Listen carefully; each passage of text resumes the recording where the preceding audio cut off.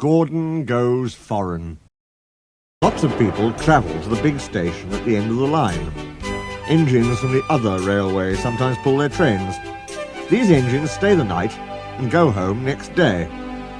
Gordon was talking one day to one of these. "When I was young and green," he said, "I remember going to London. Do you know the place? The station's called King's Cross." "King's Cross?" snorted the engine. "London's Euston. Everybody knows that." "Rubbish," said Duck. "London's Paddington." "I know. I worked there." They argued till they went to sleep. They argued when they woke up. They were still arguing when the other engine went away. "Stupid thing," said Gordon crossly. "I've no patience." "Stupid yourself," said Duck. "London's Paddington. Paddington, do you hear?" "Stop arguing," James broke in. "You make me tired. You're both agreed about something anyway." "What's that?" "London's not Euston," laughed James. "Now shut up." Gordon rolled away, still grumbling. "I'm sure it's King's Cross. I'll go and prove it."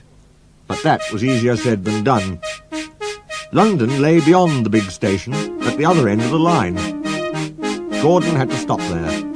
Another engine then took his train. "If I didn't stop," he thought, "I could go to London." One day he ran right through the station. Another time he tried to start before the fireman could uncouple the coaches. He tried all sorts of tricks, but it was no good. His driver checked him every time. "Oh dear," he thought sadly, "I'll never get there." One day he pulled the express to the station as usual. His fireman uncoupled the coaches, and he ran on to his siding to wait till it was time to go home. The coaches waited and waited at the platform, but their engine didn't come. A porter ran across and spoke to Gordon's driver. "The inspector's on the platform. He wants to see you."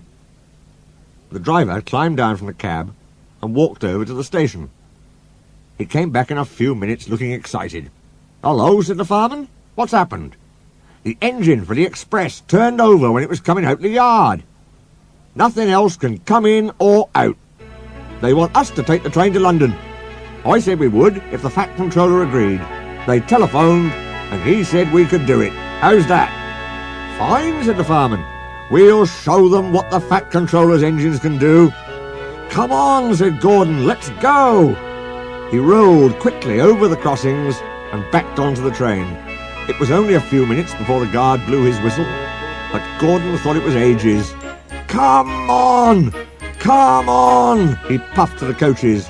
"Come on, come on, come on, come on, come on, come on, come on! We're going to town, we're going to town," sang the coaches. Slowly at first, then faster and faster. "We're going to town, we're going to town, we're going to town, we're going to town." Gordon found that London was a long way away. "Never mind," he said. "I like a good long run to stretch my wheels." But all the same, he was glad when London came in sight. The Fat Controller came into his office next morning. He looked at the letters on his desk. One had a London postmark. "I wonder how Gordon's getting on," he said. The station master knocked and came in. He looked excited. "Excuse me, sir, have you seen the news?" "Not yet, why?" "Oh, just look at this, sir." The Fat Controller took the newspaper. "Good gracious me," he said. "There's Gordon. Headlines, too. Famous engine at London Station. Police called to control crowds." The Fat Controller read on, absorbed. Gordon returned next day. The Fat Controller spoke to his driver and fireman.